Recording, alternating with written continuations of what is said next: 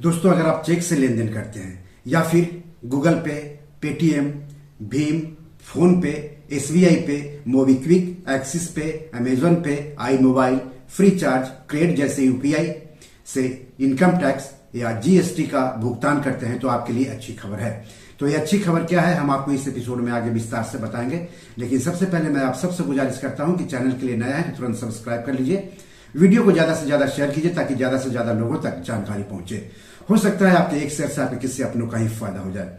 तो चलिए आगे बढ़ते हैं। दोस्तों, देश की केंद्रीय बैंक भारतीय रिजर्व बैंक की मौद्रिक पॉलिसी कमेटी यानी एमपीसी की 6 अगस्त से 8 अगस्त तक 3 दिनों की प्रमुख दरों पर बैठक हुई।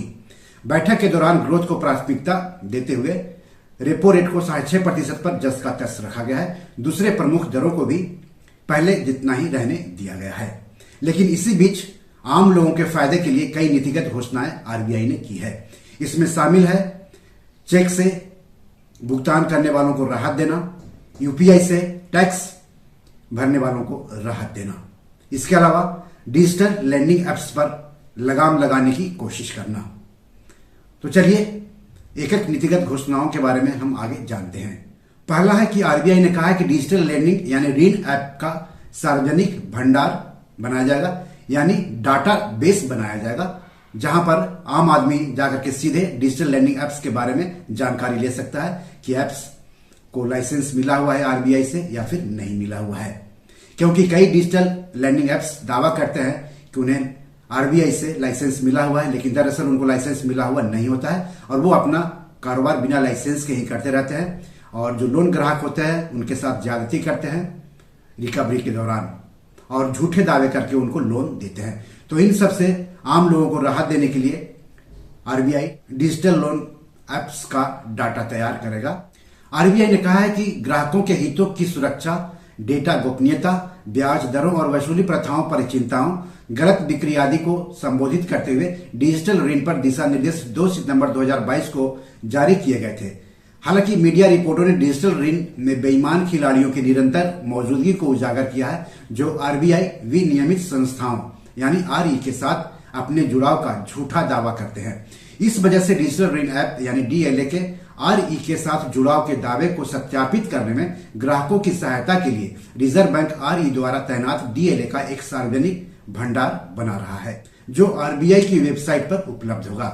यह भंडार आरबीआई के किसी हस्तक्षेप के बिना आरई द्वारा सीधे भंडार में जमा किए गए डेटाबेस आधारित होगा और जब भी आरई विवरण की रिपोर्ट करेंगे यानी नए डीएलए को जोड़ेंगे या फिर किसी मौजूदा डीएलए को हटाएंगे तो इसे अपडेट कर दिया जाएगा।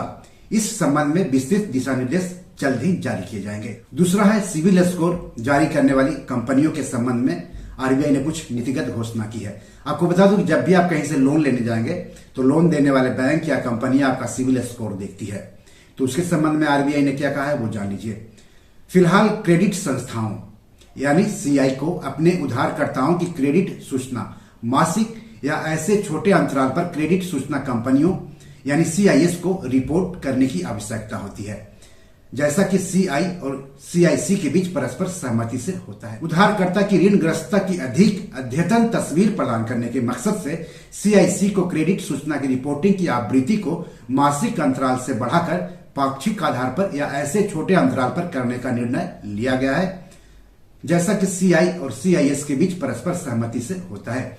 यानी अभी तक जो मासिक आधार पर जारी किया जाता है सिविल रिपोर्ट किसी लोन ग्राहक का, अब उसको पाक्षिक आधार पर यानी 15 दिनों पर या उससे भी कम दिनों पर जारी किया जाएगा, यानी 7 दिनों पर, 15 दिनों पर, 10 दिनों पर, 8 दिनों पर जारी किया जाएगा, जैसा कि सीआई और सीआईएस में परस्पर सहमति होगी। तो इसका फायदा क्या होगा? तो इसके जवाब में आरबीआई का कहना है कि पाक्षिक रिपोर्टिंग आवृत्ति यह सुनिश्चित करेगी कि सीआईएस द्वारा प्रदान की गई क्रेडिट सूचना रिपोर्ट अधिक हालिया जानकारी दर्शाती है। यह उधारकर्ताओं और उधारदाताओं दोनों के लिए फायदेमंद होगा। उधारकर्ताओं को जानकारी के तेज अद्यतन का लाभ होगा, खासकर जब उन्होंने ऋण चुका दिया हो। ऋणदाता उधारकर्ताओं का बेहतर जोखिम मूल्यांकन करने में सक्षम होंगे और उधारकर्ताओं द्वारा अधिक ऋण लेने के जोखिम को भी कम करेंगे। इसके बारे में जल्द ही आवश्यक निर्देश जारी किए जाएंगे, ऐसा आरबीआई का कहना है। तीसरा है जो लोग यूपीआई से टैक्स का भुगतान करते हैं, चाहे इनकम टैक्स हो या फिर जीएसटी हो, उनके लिए कुछ नीतिगत घोषणाएं की गई है। यूपीआई अपनी सहज विशेषताओं के कारण भुगतान का सबसे पसंदीदा तरीका बन गया, ये सब हम जानते हैं। वर्तमान में यूपीआई के लिए लेन देन की सीमा 1 लाख रुपए है।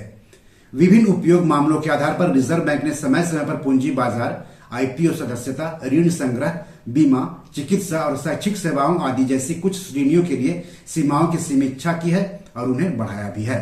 चूंकि प्रत्यक्ष यानी इनकम टैक्स या डायरेक्ट टैक्स और अप्रत्यक्ष यानी जीएसटी भुगतान आम, नियमित और उच्च मूल्य है, इसलिए यूपीआई के माध्यम से कर भुगतान की सीमा को 1 लाख रुपए से बढ़ाकर 5 लाख रुपए प्रति लेन देन करने का निर्णय लिया गया है। आवश्यक दिशा निर्देश अलग से जारी किए जाएंगे। यानी अभी तक प्रति लेन देन टैक्स भुगतान 1 लाख तक ही होता था, उसको बढ़ा करके अब 5 लाख रुपए प्रति लेन देन कर दिया गया है। तो जो टैक्स का भुगतान करते हैं उनके लिए राहत की बात है, उनके लिए अच्छी खबर है कि अब यूपीआई से ही 5 लाख रुपए तक टैक्स का भुगतान कर सकते हैं एक बार में। फिर चौथा है कि यूपीआई के माध्यम से प्रत्यावर्ती भुगतान यानी डेलीगेटेड पेमेंट्स की शुरुआत करने की घोषणा की है आरबीआई ने। आज 40 करोड़ से ज्यादा लोग यूपीआई यानी यूनिफाइड पेमेंट्स इंटरफेस इस्तेमाल कर रहे हैं भुगतान करने के लिए, और आने वाले दिनों में यूपीआई इस्तेमाल करने वालों की संख्या बढ़ती ही जाएगी। इसको देखते हुए यूपीआई में प्रत्यावर्ती भुगतान यानी डेलीगेटेड पेमेंट शुरू करने का प्रस्ताव है। प्रत्यावर्ती भुगतान किसी व्यक्ति जो कि प्राथमिक उपयोग करता है को उसके बैंक खाते पर किसी अन्य व्यक्ति जो कि द्वितीय उपयोग करता है के लिए यूपीआई लेन देन सीमा निर्धारित करने की अनुमति देगा। इस उत्पाद से देश भर में डिजिटल भुगतान की पहुंच और उपयोग में वृद्धि होने की उम्मीद है। विस्तृत निर्देश जल्द ही जारी किए जाएंगे। अब जो चेक से लेन देन करते हैं उनके लिए आरबीआई ने क्या नीतिगत घोषणा की है वो भी जान लीजिए। चेक ट्रांकेशन सिस्टम यानी सीटीएस के तहत चेकों के निरंतर समाशोधन। चेक ट्रांकेशन सिस्टम फिलहाल 2 कार्य दिवसों तक के समाशोधन चक्र यानी सेटलमेंट साइकिल के साथ चेक संसाधित करता है। यानी अभी जो चेक है वो भुगतान होने में 2 दिन का समय लग जाता है। चेक समाशोधन की दक्षता में सुधार करने और प्रतिभागियों के लिए निपटान जोखिम को कम करने और ग्राहक अनुभव को बढ़ाने के लिए बैच प्रोसेसिंग के वर्तमान दृष्टिकोण से सीटीएस को ऑन रियलाइजेशन सेटलमेंट के साथ निरंतर समाशोधन में बदलने का प्रस्ताव है।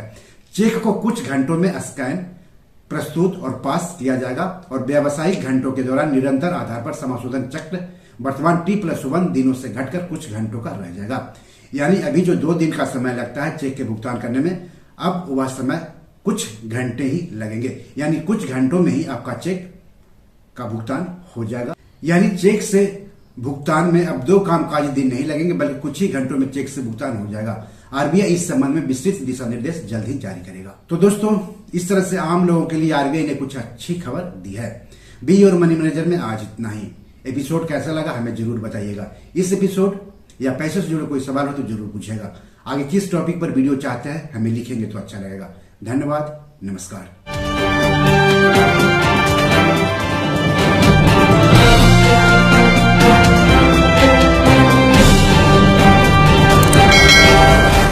दोस्तों, ये मेरी 7 किताब है जो कि amazon.com पर पब्लिश है। आप इसे डाउनलोड करके पढ़ सकते हैं। इन किताबों के लिंक्स इस वीडियो के डिस्क्रिप्शन में दिए हुए हैं। इन 7 किताबों में से 5 किताब मनी मैनेजमेंट पर है, यानी पैसा निवेश करके अधिक पैसा कैसे कमाएं पर आधारित है।